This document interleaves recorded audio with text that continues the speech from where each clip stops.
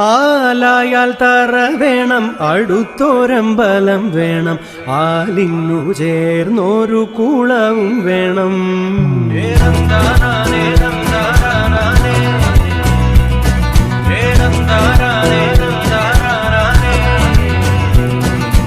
ആലായാൽ തറ വേണം, അടുത്തോരമ്പലം വേണം, ആലിന്നു ചേർന്നൊരു കുളവും വേണം.